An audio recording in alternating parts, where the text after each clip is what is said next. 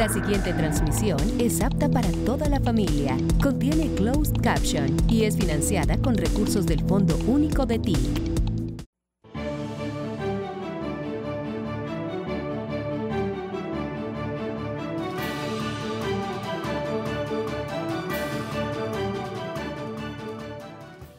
Bien, yo creo que me corresponde ya, dado que debieron tocarse temas concretos, puntuales, en una coyuntura económica específica, mundial y nacional. Hablar de ciertos temas, de todas maneras generales, pero que siempre hay que aclarar una y otra vez. Cuando hicimos la campaña, desde antes un poco acumulando ideas y en las luchas de los últimos años en Colombia, pero básicamente cuando hicimos la campaña presentamos una serie de ideas económicas. En los debates, en las entrevistas, en los discursos, en la plaza pública, se escribieron en el programa de gobierno que fue finalmente elegido por el pueblo y que por tanto tiene una fuerza como mandato en la democracia. El voto es mandato. Creo que no nos hemos separado en estos 2 años de lo que allí escribimos y de lo que dijimos. Y es bueno volverlo a recordar. Es el contexto general en el que nos hemos desenvuelto en estas coyunturas que no han sido nada fáciles, pero hemos navegado ya 2 años. Dijimos respecto a una pregunta: ¿qué pasa si usted gana? ¿Se acaba el capitalismo en Colombia? Nosotros dijimos no, lo desarrollamos. Esto hay que volverlo a recordar. No porque sea un amante del capital, sino porque no hay manera de avanzar si no se avanza en las formas de producción más desarrolladas de la humanidad. Más allá habrá un lugar, un tiempo seguramente, pero nuestro país está inmerso en relaciones sociales, económicas, premodernas, en muchas regiones, en muchas partes. Si eso no se supera, no superamos ni la violencia, ni la construcción imperfecta de una nación, ni la deficiencia de la democracia, ni las posibilidades precisamente del desarrollo del capitalismo en Colombia. Tenemos atrasos indudables desde el punto de vista de la historia en el campo colombiano. La mayoría de las hectáreas fértiles de Colombia son potreros, sin productividad. Tenemos atrasos, en mi opinión, esa fue la gran discusión del debate, en el modelo mismo, la estructura misma de lo que consideramos el desarrollo económico. No hace mucho, en esta misma tierra, esta ciudad era la capital, hace unas 5 décadas, 50 años, la capital de una manera de pensar el desarrollo, el café, la agricultura, por tanto. Escasamente su industrialización, lamentablemente. Por alguna razón se pensó, tiene lógica esa razón, yo la he cuestionado siempre, que de un mundo del trabajo que implicaba el café, trabajar los campos, que de un mundo en donde ese trabajo ni siquiera era incipiente, sino que tenía que ser un trabajo excelso, porque se trataba de producir el mejor café del mundo, así lo creímos. Por tanto, una cultura del trabajo que se construyó alrededor de la excelencia. No es cualquier cultura, por tanto, en estas regiones y en otras del país. Pensar que se trabaja para hacer lo mejor del mundo no es lo mismo que pensar que se trabaja para hacer lo peor del mundo. Ese mundo de décadas del siglo XX se construyó el país, yo creo que así. Parte de la cultura que podríamos llamar colombianidad tiene que ver con la cultura que dejó el café en Colombia. Es un mundo productivo En primerísimo lugar, subrayo la palabra producción. No hay riqueza sin producir. No hay riqueza sin trabajar, decían los padres de la economía clásica. Pero ese mundo, por razones de discusión interna de la élite que gobernó Colombia, pasó en la historia, se dejó, se abandonó. No hubo en realidad un factor en el mundo que nos dijera dejen de producir el café o dejen de vivir del café. Una decisión autónoma, interna, yo diría fundamentalista. Acabar el pacto cafetero, los petroleros no acabaron su OPEP, nosotros sí. No dar los pasos hacia la industrialización, hacia conocer el sabor del café en el mundo, porque el sabor del café colombiano en realidad no se conoce en el mundo. Es un endulzante que combinaron con otros cafés de peor calidad, etcétera. Total, es que se tomó la decisión de salir de un mundo productivo, voy a subrayar otra palabra, democrático, conservador sí, pero democrático. No es sino mirar todavía los vestigios alrededor de la ciudad.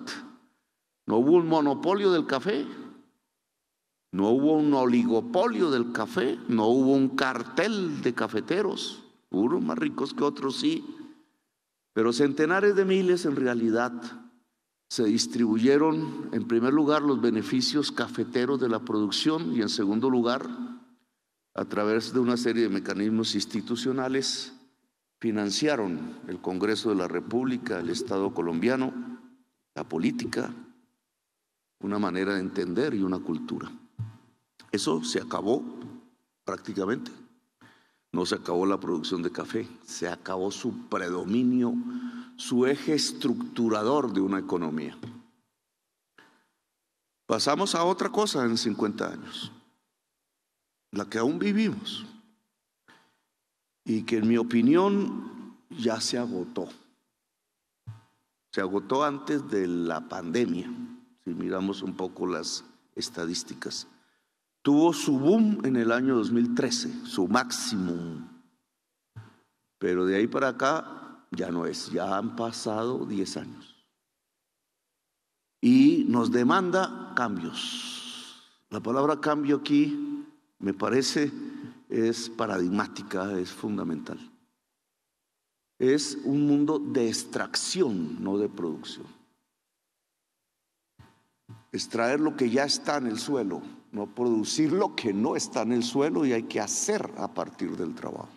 Hay una gran diferencia en esos dos conceptos.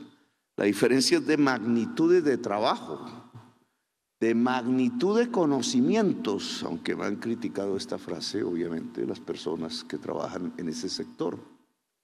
Extraer combustibles fósiles, no cualquier cosa debajo de la tierra, sino básicamente carbón y petróleo. E inscribirnos como una pequeña, en el caso del petróleo, y gran, en el caso del carbón, economía fósil, extractivista.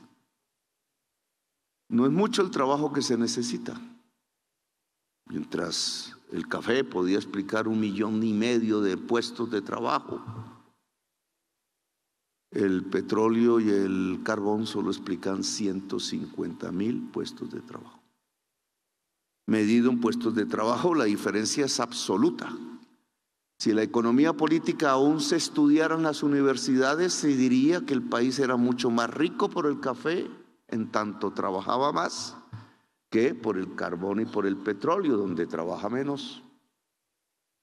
Pero el mercado dice otra cosa, diferente a la economía política, coyunturalmente. El precio del café, multiplicado por su volumen, llegó apenas a unas exportaciones de 5,000, 6,000 millones de dólares. El precio ahora o hace hasta el año 2013, del petróleo y el carbón, multiplicado por su precio internacional, llegó, sumados ambos, a más de 40,000 millones de dólares de exportación. 8 o 9 veces más por año. Luego pensamos en estos 50 años que este era el camino de Colombia. Y durante 50 años se han construido otro tipo de cultura, otro tipo de mentalidad, otra manera de entender las cosas, otra manera de financiar el Estado, los partidos políticos, el Congreso, la sociedad colombiana y la matriz exportadora. En mi opinión, eso llegó a su final y empezamos a vivir lo que podríamos denominar una crisis, dirán algunos, una transición, dirán otros, que coincide con un momento de la historia. Y ahí un poco la particularidad del momento. A partir del 2013 no hemos vuelto en realidad a tener los precios ni del petróleo ni del carbón que se experimentaron en esa época. Los niveles de producción más o menos han descendido algunos, el carbón no, tenemos reservas como para 3.000 años hacia adelante, pero vendemos cada vez menos carbón. Y no es por un decreto del gobierno, ni una sola política pública explica por qué cada vez vendemos menos carbón desde la nación. Y algo menos radical sucede con el petróleo. ¿Por qué vendemos cada vez menos carbón? ¿Por qué nos está pasando lo mismo que el café, pero desde una economía extractivista, poco intensiva en trabajo? Porque no nos lo compran. Así de simple, el mundo no está comprando el mismo carbón que antes nos compraban. Y la tendencia no es coyuntural, es permanente. La línea seguirá continuamente hacia abajo. La demanda por carbón continuamente bajará hasta llegar a una tendencia de cero. ¿Serán 50 años? No. ¿Serán 20 años? No. 7 años a lo más. Y el petróleo, aunque más débilmente, seguirá la misma tendencia. Y por una circunstancia especial, el mercado mundial va a descremar el mercado del petróleo, preferirá los petróleos menos costosos, los petróleos livianos, y excluirá los petróleos más costosos, los petróleos pesados. Lamentablemente Colombia en toda su historial de exploración fundamentalmente ha encontrado, como en Venezuela, petróleos pesados. Luego tenemos una perspectiva que nos está gritando desde el mundo, no desde la política nacional, llegó el momento de cambiar. Y es un poco lo que hemos dicho y quizás, entre otras razones, por eso soy presidente de la República. Porque nosotros sí estamos absolutamente convencidos que llegó el momento de cambiar. ¿Por qué ocurre eso en el mundo? No lo voy a explicar aquí, se llama crisis climática. Esta mañana, ayer, creo que estuvimos hablando del tema, articulando la crisis climática con la inteligencia artificial. Alguien dijo que esa conferencia que di en Cartagena parecía terrorista. Son las discusiones del mundo. La crisis climática es más conocida que las incidencias de la inteligencia artificial. Luego, supongamos, aquí conocemos bien el tema, no lo vamos a replicar. La crisis climática trae la potencialidad de extinción de la vida en el planeta en el corto plazo. ¿Cuánto es el corto plazo? Discusión de científicos, pero nos han puesto unas metas, al 2050, al 2030, si no hacemos nada, es irreversible. Ya no importa lo que hagamos en el 2055, se acabó. Luego tenemos un lapso de tiempo pequeño, estamos en el 2023, 7 años que en Colombia son 2 gobiernos y algo más para hacer las cosas que toca hacer para que sobrevivamos en el planeta. No es el apocalipsis de la Biblia, es el apocalipsis de la energía. Y aquí es donde encontramos una oportunidad. Aquí es donde Colombia, en vez de asustarse, debería entender que tiene su oportunidad.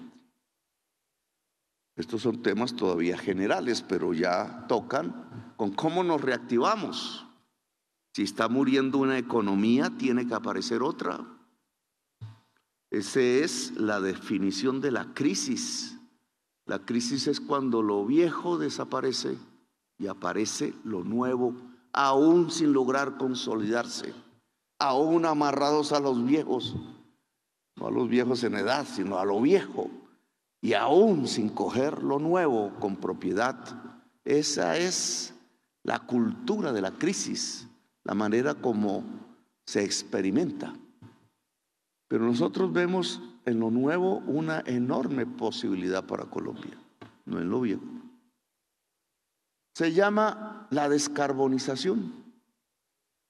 Palabreja difícil de manejar, sobre todo en política, que tiene muchísimas incidencias y en donde creo debe inscribirse la reactivación económica de Colombia. ¿Cómo prender los motores de nuevo? Repitiendo el pasado inmediato. ¿Cómo creemos que podemos salir de una crisis que ha sido todavía muy débil para Colombia si repetimos lo mismo que hacemos en el pasado? Con los mismos métodos con que se construyó la crisis, ¿podemos salir de la crisis? Ese es, digamos, el primer planteamiento. Tenemos que ir hacia métodos nuevos, hacia ideas nuevas, hacia perspectivas nuevas, si queremos superar la crisis que en mi opinión va pasando e inscribirnos en la construcción de una nueva economía. Una nueva economía que no abandona lo anterior completamente, sino lo que ya no puede ser.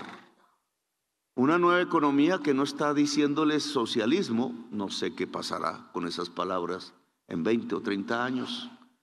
Cambiará completamente la concepción de la economía en el mundo, sino que está diciéndoles: desarrollemos un capitalismo descarbonizado. ¿Y cómo se hace eso? En primer lugar, la energía. Lo que hemos practicado en estos 2 años con algún éxito, sin caer en falsos optimismos. Yo soy más ambicioso que el ministro de Minas. Es ver, y pongámoslo así, si una matriz energética descarbonizada sería primero más barata y por tanto haría que nuestra agricultura y nuestra industria fuesen más competitivos a nivel internacional. Estoy hablando jerga neoliberal, pura y simple.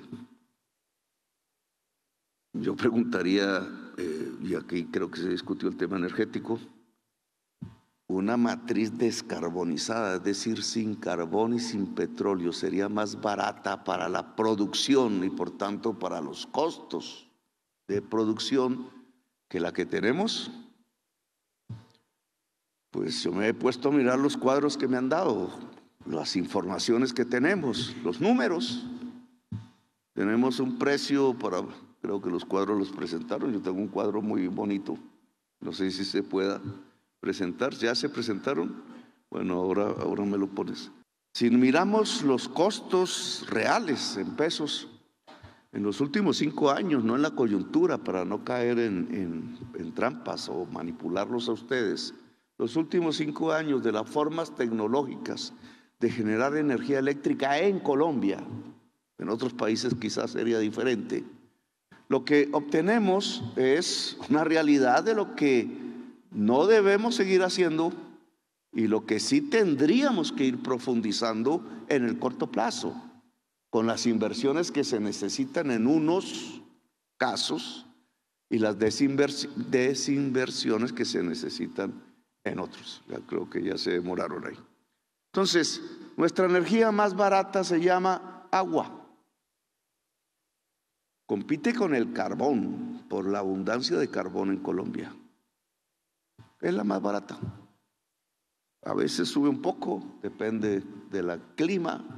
Hemos hecho o hemos ubicado mal los embalses por un problema de centralismo político. están es alrededor de Medellín y alrededor de Bogotá. El problema climático que no se tuvo en cuenta en aquel entonces es que todos se secan al mismo tiempo. La peor experiencia de la sequía última es que se secó el agua de Bogotá. Yo esperaba la crisis en La Guajira. El agua de Bogotá. ¿Por qué? Es una discusión que dejaremos para otro día. Pero es por una política de especulación inmobiliaria. Ahora, el agua es lo más barato y hemos tenido la experiencia por primera vez en Colombia, en realidad, año 2024, de colocar 2 gigas dentro de las 20, 10% hoy. Pero aquí, ¿cómo hago para que salga ya? Vale. Hemos tenido la experiencia de energía solar. Esa no estaba antes, había unos pilotos, algunas pequeñas posibilidades, pero lo hicimos. Este año el 10% de la energía de Colombia es solar. El año entrante espero que sea el 20%. Y esa energía solar es un poquito más cara que el agua, pero no mucho más. Incluso ha sido más barato en algunos momentos de sequía. La energía solar y el agua son complementarias. Si hay sequías porque hay sol, y si hay sol hay más energía solar. No cometió un error Gaviria, no voy a hacer esa tontería, cuando vino la crisis energética del 90 y pico, porque puso termos. No había nada más que hacer en ese momento. El error está en mantener ese esquema. Ya pasados más de 30 años, es un error mantener ese esquema energético en Colombia, porque es antieconómico, es irracional, no nos sirve. Y por eso hay que cambiarlo. No sé si salió la gráfica, no salió. La tecnología aquí. Bueno, pues dejémoslo así, porque hay que demostrarlo entonces. La energía de las termos, que básicamente usan gas y ya está ahí. Bueno, esos son los resultados, los números. No es una coyuntura. Algunas veces ha sido más alto el costo por razones climáticas, en otros no. La guerra ha incidido, la guerra de Ucrania, de Rusia, etcétera. Pero el esquema es el mismo en todos los años. El azulito clarito es ACPM. Es decir, petróleo, diésel. Y el amarillo es gas. Y entonces siempre en los años, desde el 2019 a la fecha, lo más caro en la generación de energía es el ACPM y el gas y su combinación. Pues si vamos a producir con esa energía, no pensemos en venderle a Estados Unidos productos manufacturados, o agrarios, o agroindustriales. Nos estamos ahogando nosotros mismos por intereses, claro. Porque si yo voy a las energías más baratas, entonces encuentro el agua, que es el naranja ahí, siempre está abajo. Encuentro el carbón, que es paradójico, incluso más barato que el gas. Y encontraba el verde allá nada. En este año, porque no aparecía en la historia de Colombia, encuentro pues el verde, que es radiación solar, más barata que el agua en este año. Parece que este año hubo problemas con el agua, pero son similares. Entonces yo me pregunto, si estos son los costos y quiero desarrollar el capitalismo, los business, la ganancia, no tengo que usar es el sol, el agua. Y aquí no aparece aún, porque todavía no está bien, el viento. En vez de estar usando el gas y el ACPM, es decir, el petróleo. No lo dicen los datos. O sea, todo este cuento de la transición energética, que es real, todo esto que nos está gritando el mundo a través de nuestra matriz de exportaciones, cada vez usan menos carbón, cada vez menos petróleo. Nos lo está diciendo nuestros propios datos en la economía interna nacional. ¿Cómo así que estamos construyendo una matriz sobre la generación eléctrica más cara porque la fórmula de la CREC, aún vigente, porque no he podido cambiarla, ata el precio de todos los baratos, la generación hídrica, la solar incipiente aún, al precio del más ineficiente, el gas. Es decir, a usted, aquí no se vende energía al costo de la hidroeléctrica.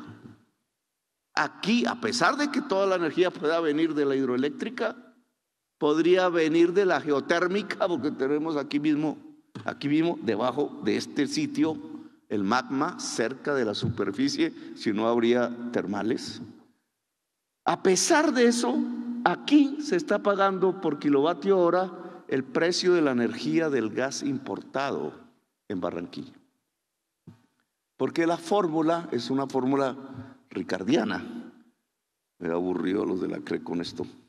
Es exactamente la renta ricardiana de la tierra o renta diferencial que decían.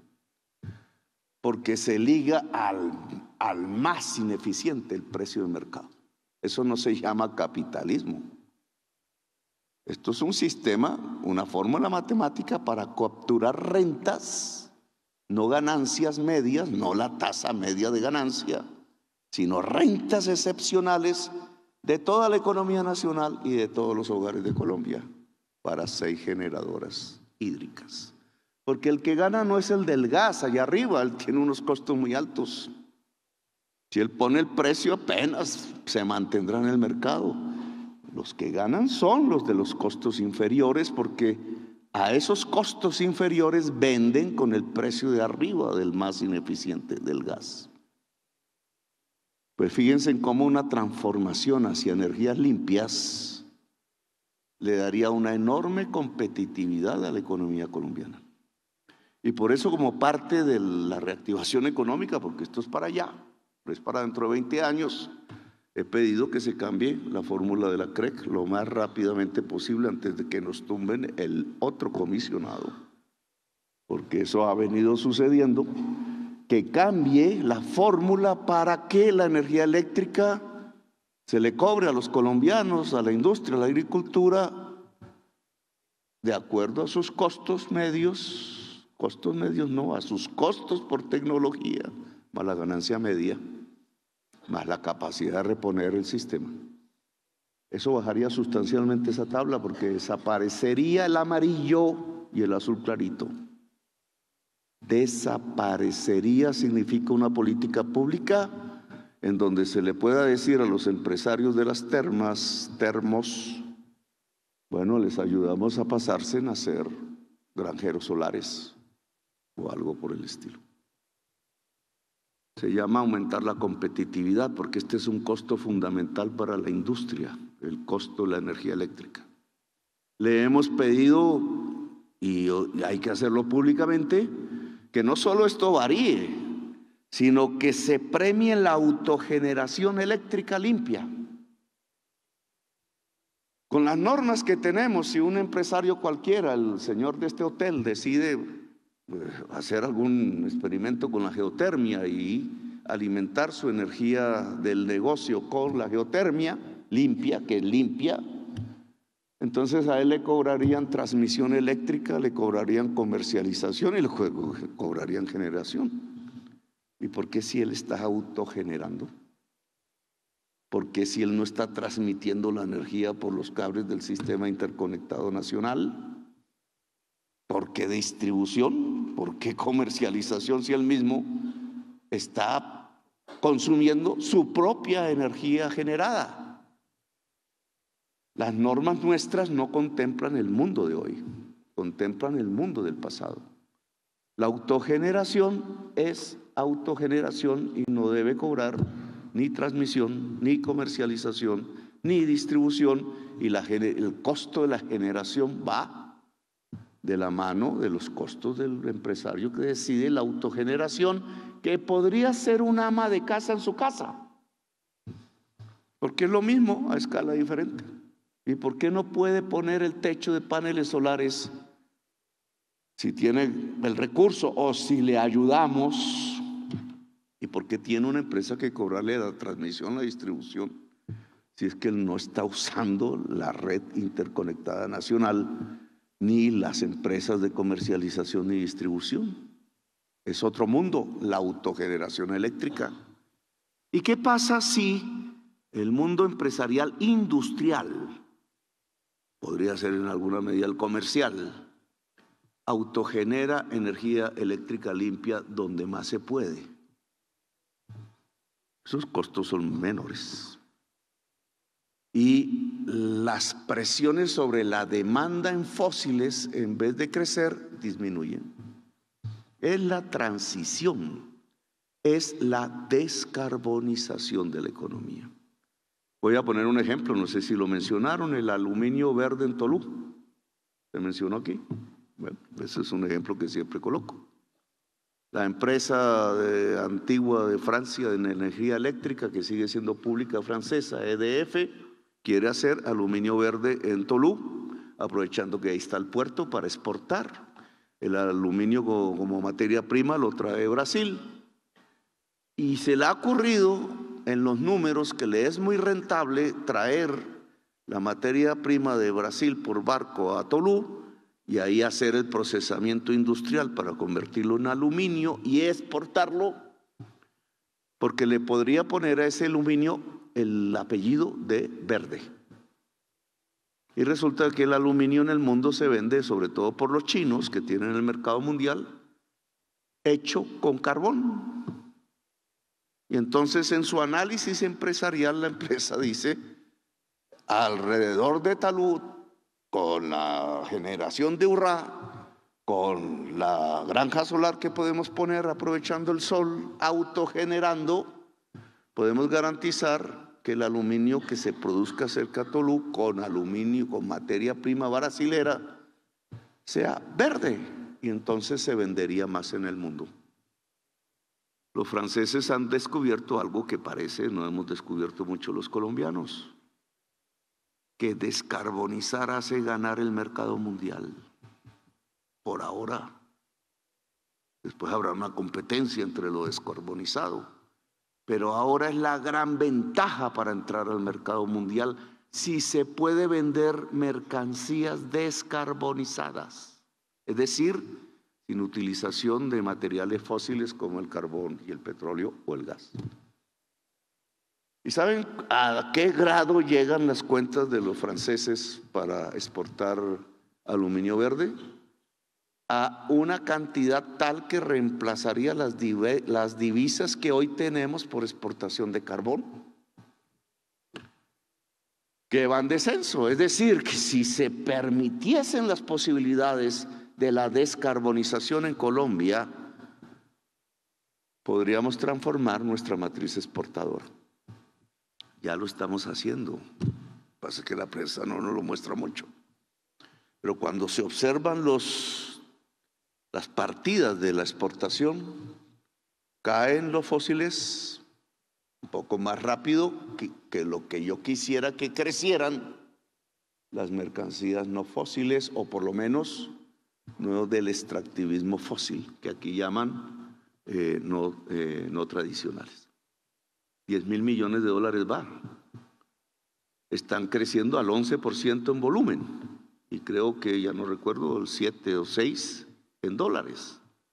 Está creciendo lo que no se basa en la extracción, sino que se basa en la producción, y crecería mucho más si esa producción se pudiera vender como producción descarbonizada.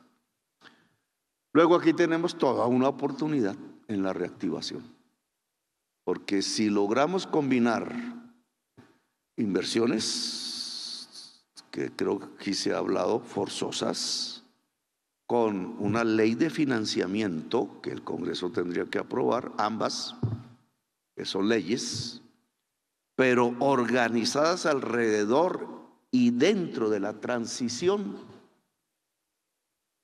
hacia una economía descarbonizada y hacia una economía productiva, temas que se agitaron en la campaña, que se inscribieron en el programa y por el cual votó la ciudadanía colombiana mayoritariamente, tendríamos una posibilidad de reactivación económica que cambiaría el sistema de desarrollo de Colombia desarrollando el capitalismo y otras formas de producción, porque esto puede generar autogeneradores de energía eléctrica comunitarios, familiares, municipales, cooperativos, es decir, una pluralidad de generadores eléctricos y no 6, como tenemos en este momento, que se han cartelizado en varias oportunidades en perjuicio de la economía nacional.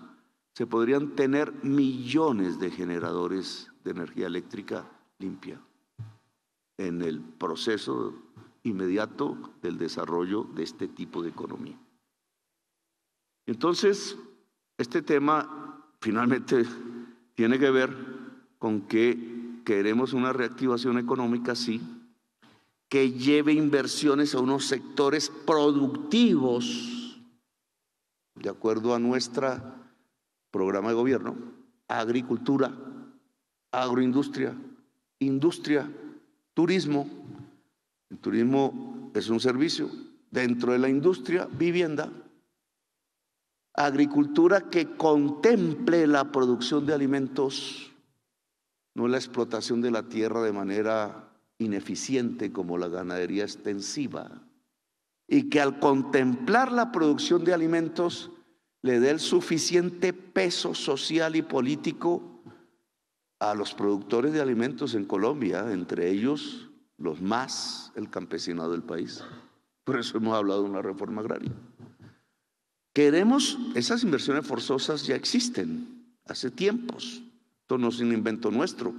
La banca inventó una palabra que se llama sustitución, que en mi opinión no ha funcionado bien, en tanto ha impedido la democratización del crédito agrario en Colombia, tema para discutir. Pero esto ya existe. Sobre este modelo que ha permitido que tengamos tasas de crecimiento agrario en producción de alimentos anual del orden del 9,3%, no hace mucho, hace 2 meses. 9,3% de crecimiento. Ha sido un jalonador de nuestra economía en este entonces. El gobierno y la agricultura han sido los jalonadores, por eso no estamos en recesión. El gobierno se debilita porque nos dejaron una deuda de 100 billones de pesos adicionales para pagar en este año y el año entrante. Tema que tiene que ver con el pasado inmediato, pero es así. 70 billones del subsidio a la gasolina, terrible medida de comprar gasolina cara, venderla barata. En la época de la pandemia nos dejó esa cantidad de deuda con Ecopetrol. Si no le pagamos a Ecopetrol, quiebra, que es una cuantía total de cerca de 70 billones. Total, hemos ya pagado una parte importante, pero falta. Y encima un crédito con el FMI de 5.600 millones de dólares, pagadero a 2 años, que este es el primero, que nos eleva la deuda, el pago, el gasto. Esto no se dice mucho en la prensa. De un momento a otro pasamos de 76 billones a 112 billones de pago en la deuda pública de Colombia en el presupuesto nacional. Nos ahogó, nos hace reducir la inversión pública. Hemos hecho maromas para que aún bajo esas circunstancias no se baje el grado de inversión de Colombia, y lo hemos logrado en 2 años. Quien bajó el grado de inversión en Colombia fue otro año 2021. Y lo que hizo en relación al sobreendeudamiento de Colombia, hoy lo estamos pagando.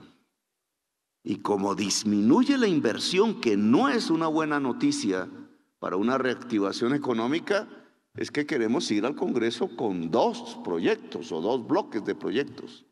El de la inversión forzosa, que es sacar del ahorro público en los bancos un porcentaje para destinarlo como crédito barato, con costo financiero pequeño, a las actividades de la producción, como se está haciendo desde hace décadas con la agricultura, que a la banca le conviene porque en este momento se está deteriorando su cartera.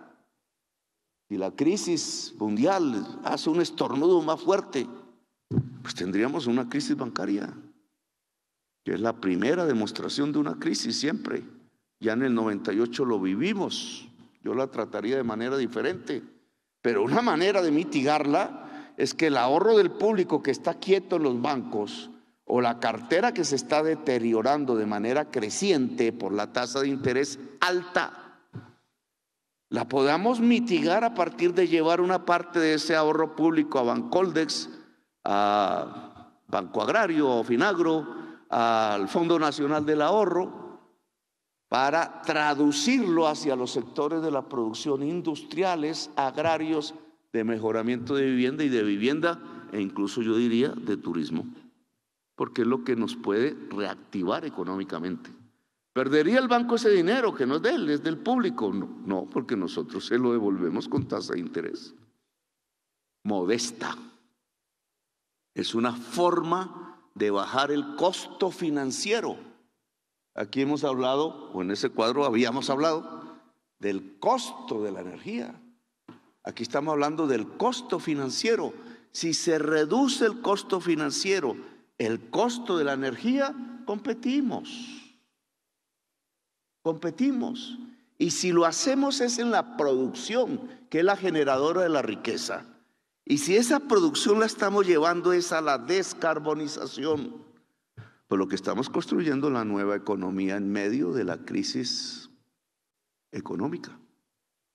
La reactivación va hacia el largo plazo, construyendo un nuevo modelo de desarrollo para Colombia, basado en producción limpia, descarbonizada, competitiva en el mundo.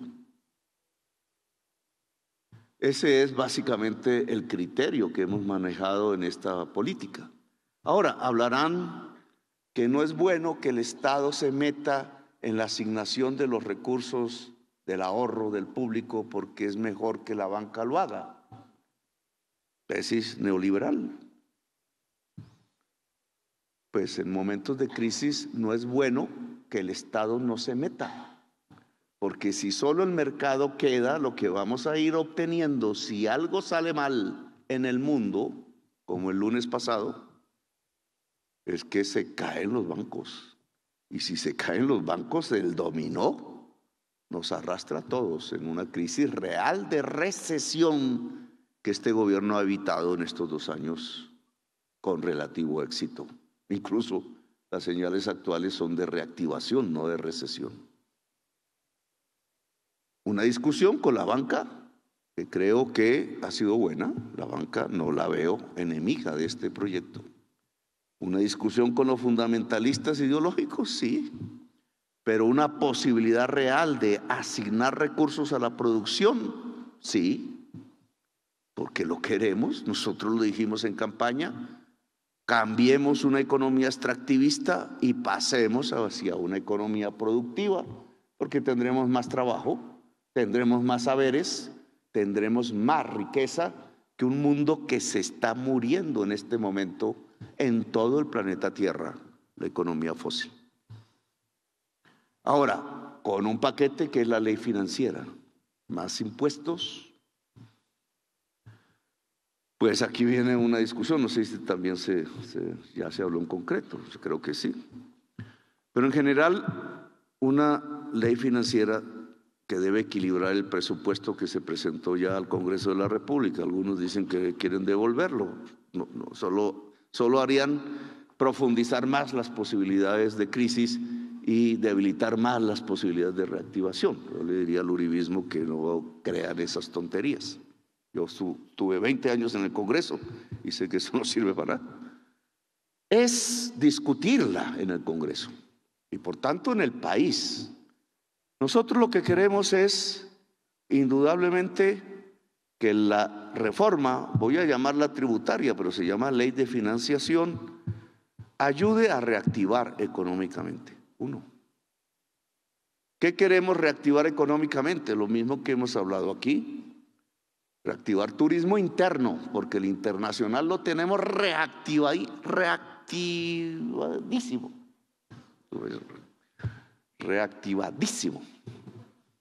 El nacional no, porque el nacional depende de la tasa de interés. Esa es la gran diferencia. El internacional no depende de nuestra tasa de interés. Por eso el internacional está creciendo el año pasado 20 y pico, 23, este año va en 8 y pico. Hay quien dice que así iba a ser espontáneamente. No es porque hacemos mucha bulla internacional nosotros. No nos quiten un poco lo trabajado. Pero siempre lo del pobre es regalado. Por la bulla que hacemos. Entonces, ¿qué es Colombia? ¿Qué es Colombia? Empiezan a mirar y vienen el país de la belleza. Y entonces miran las fotos y todas esas vainas. Y resulta que este es el país de la belleza. No estamos diciendo ninguna mentira. Y empieza a venir más gente. Viene más gente. Que duplicamos los cruceros. Los cruceros no son un buen método turístico, pero eso lo discutí con la reina de Holanda, que es argentina. Pero ¿cómo así que se duplican los cruceros de un año a otro así? Porque así es, porque estamos en un camino importante de turismo extranjero, que ya es el segundo sector económico de Colombia. O sea, esto que hemos hablado de descarbonizar no es carreta, no es que esté todavía descarbonizado el turismo, pero es menos que exportar carbón. Y resulta que las divisas por turismo extranjero ya son iguales o ya superaron el carbón. Es el segundo sector económico de Colombia. Ahora, el turismo interno no, porque hay que pagar con tarjeta de crédito. ¿Y cuánto vale la tasa de interés de la tarjeta de crédito? Ya tuve un sofoco, ¿qué día? Está 29, 28. Cuesta, porque no le cobran a uno la tasa de interés más bajita, sino la tarjeta. ¿Cuánto cuesta comprar un carro? ¿Quién compra en Colombia carro de contado? Pues unos mafiosos y otros que tienen suerte, pero la mayoría le toca con crédito. ¿Y la tasa de interés cómo está para comprar el carro? Pues se hunde el mercado de los automóviles o el de la vivienda, porque ¿quién se le mide a comprar una vivienda cuando la tasa de interés está alta?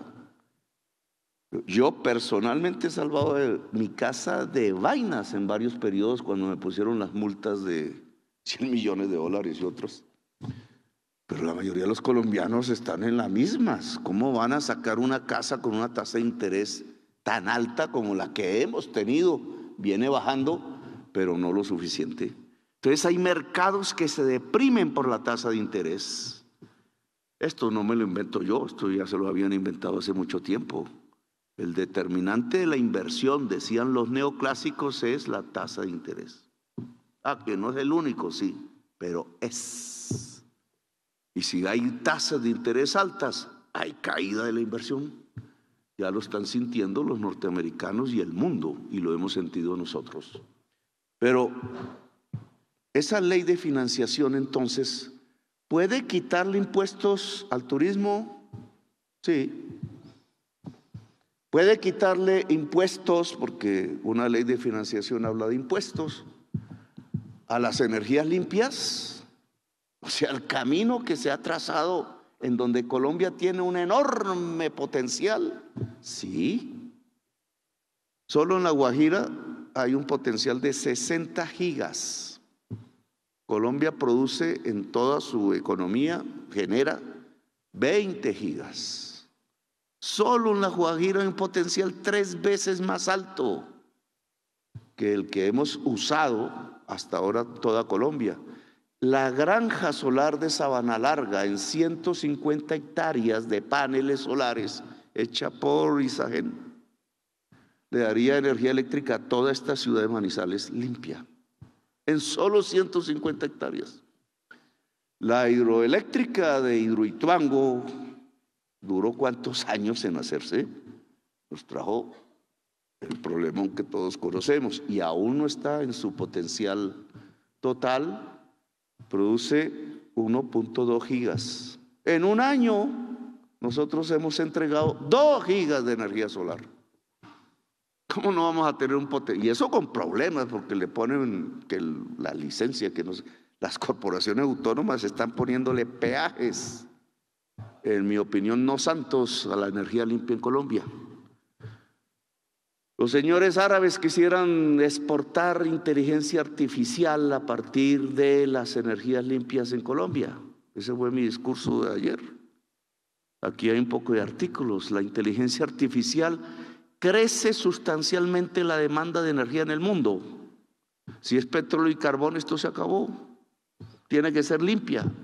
Y si en el Caribe colombiano tenemos un potencial que no hemos usado de 60, de 80, de 100 gigas de energía limpia, ¿dónde creen que se podrían poner los grandes nodos, data center de la inteligencia artificial en América Latina? Si nos moviéramos y si nos metiéramos en el otro mundo económico que no es el del petróleo y el del carbón, y menos el ilegal, pues no hemos hablado de eso, que es más o menos rentístico igualmente. Tenemos un mundo por delante, tenemos un camino enorme por delante. Cualquier cosa que se produzca en La Guajira, si La Guajira queda descarbonizada energéticamente, es rentable en el mundo. Cualquier cosa que hagamos en Barranquilla, más fácilmente.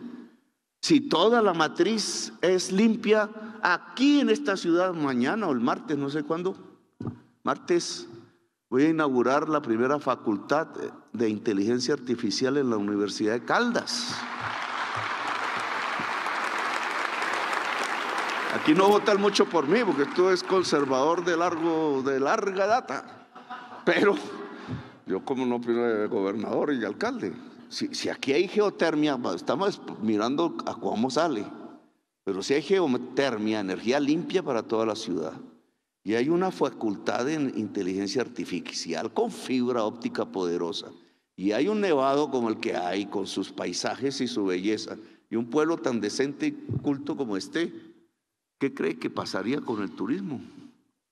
Y si además, porque eso se llaman los nómadas digitales, cosas nuevas, no vienen a hacer lo que hacen lamentablemente en Medellín, en Cartagena, vienen a cacharrear y ganarse un poco de dólares. Simplemente eso le llaman minería digital y no sé qué vainas. Aquí esto se volvería un centro de la actividad digital, un nodo mundial, mirando simplemente el nevado y teniendo la fibra óptica y la inteligencia concentrada alrededor de los algoritmos.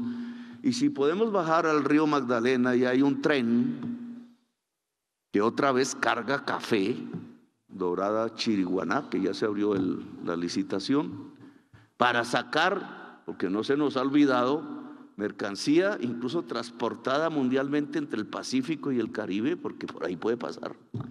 Entonces, ¿qué será de Caldas? ¿Habrá la idea de crisis que hubo en toda la zona cafetera hace un tiempo y que nos llevó a unos estadios terribles? Porque ¿quién reemplazó el café? ¿Quién reemplazó el café? Alias Calzones, que me quería matar.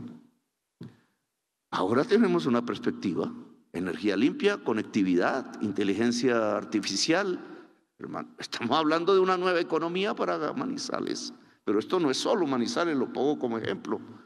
Esto es en cualquier región si la vamos pensando bien, si la vamos caracterizando bien. Entonces, quitamos impuestos al turismo y a la energía limpia, ¿sí? ¿Y en dónde ponemos los impuestos?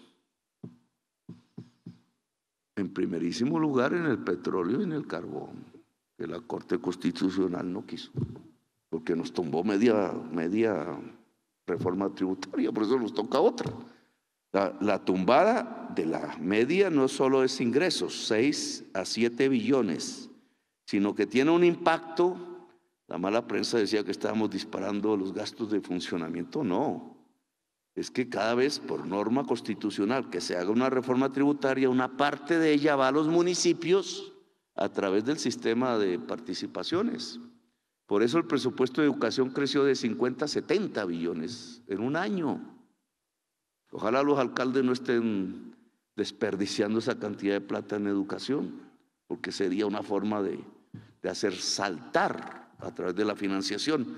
Pero entonces, al caer la mitad de la reforma tributaria, la no deducibilidad de regalías en el impuesto de renta, no cae lo que se había transferido a municipios. Entonces tenemos un doble daño. Caen ingresos, pero aumentan los gastos. 14 billones, no 14 tampoco, algo así como 9 a 10 billones de desbalance de un momento a otro. Pues nosotros queremos recuperar eso. Y otra vez sobre los mismos sectores, petróleo y carbón. ¿Por qué? Porque es la última fase de esas dos mercancías extraídas. Y porque de ellas tenemos que tomar el aliento para pasar a esta nueva economía y financiarla. Y aún, no sé si se explicó, quisiéramos un esfuerzo en que se caiga la tasa corporativa de renta. Soy más radical que el ministro de Hacienda en ese aspecto. Pero disminuya el régimen de exenciones. Yo le he llamado, no sé si así técnicamente se puede llamar, transformar la tasa de impuesto de renta corporativa en una banda de tasa de renta corporativa, no una cifra, sino una banda, un máximo, un mínimo. Ese máximo es menos que la tasa corporativa de renta de hoy, que está en 35. El ministro dice que 30, yo hasta probaría bajarla un poco más. Como una medida de reactivación, claro, pero también como un pacto social, porque si no hay impuestos, no hay gasto social y nuestra desigualdad social no disminuye. Y si no disminuye la desigualdad social, no hay economía que se pueda sostener. Los países desiguales no prosperan, sino que se hunden en la violencia y en la disolución. Y terminaría con esto, porque he hablado de costos financieros, he hablado de costos laborales. La inversión forzosa podría disminuir los costos financieros, los costos de energía, simplemente transformando la matriz eléctrica. Pero lo que llaman costos laborales, y es mi gran discusión con mi amigo Bruce, que está por aquí, es que en realidad no hay costos laborales. Bruce, no hay costos laborales. El trabajador, la trabajadora, no es un costo.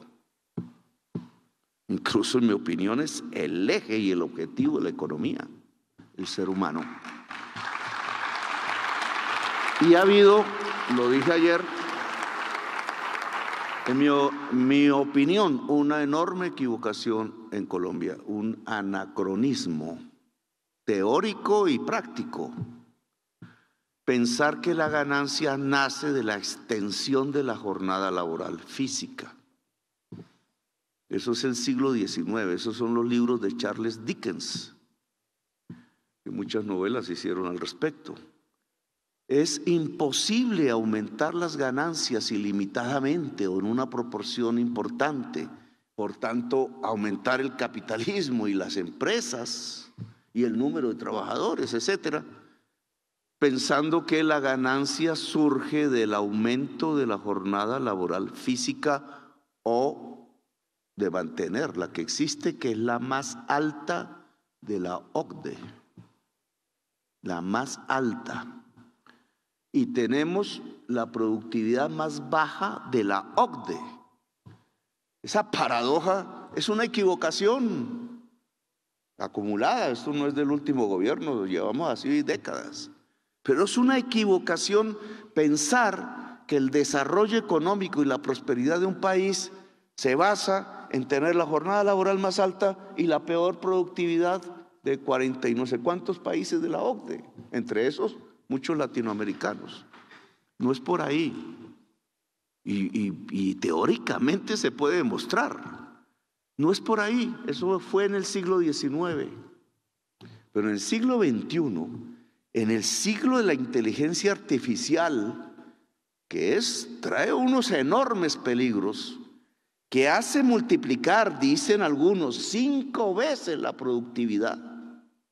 Dicen, la ganancia no se cifra en lo largo de la jornada laboral, sino que se cifra en la productividad, es decir, en cuánto puede hacer un trabajador por unidad de tiempo, que está determinado no por su fuerza física, sino por la tecnología que pueda tener a su disposición. Entonces, los demás baja productividad es que no tenemos tecnología en la producción. Estamos basando la ganancia, es la extensión física de la jornada. Así nos acercamos a la esclavitud. Y al siglo XIX, XVIII y XVII. Pero si queremos estar en el siglo XXI, esta jornada tiene que bajar.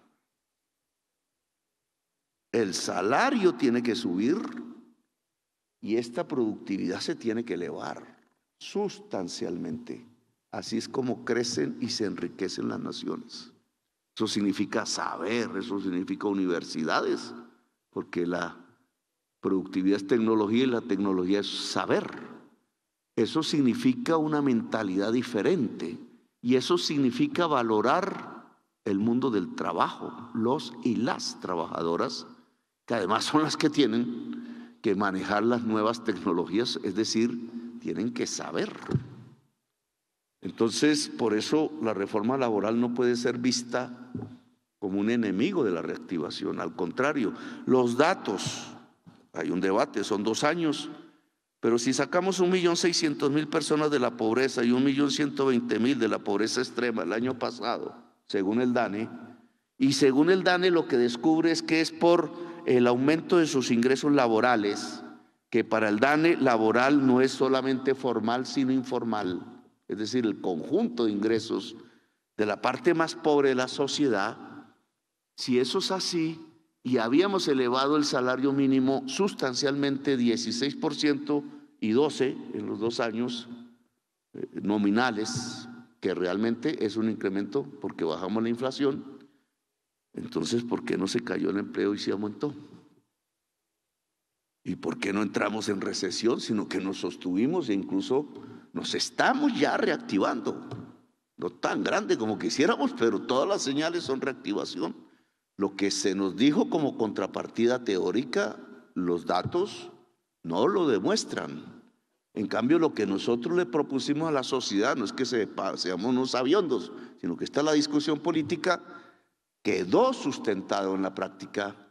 Si suben los ingresos laborales, se reactiva la economía colombiana, porque se reactiva la demanda. Es otra manera de entenderlo.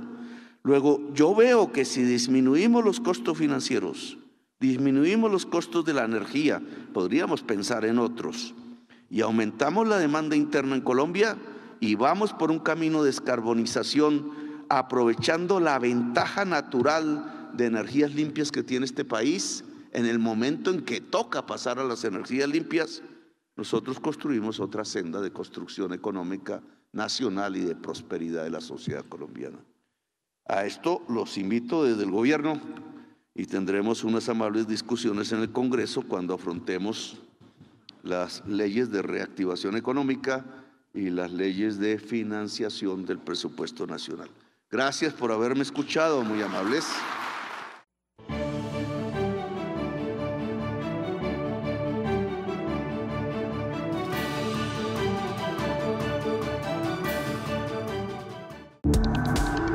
Este contenido fue financiado con recursos del Fondo Único de TIC.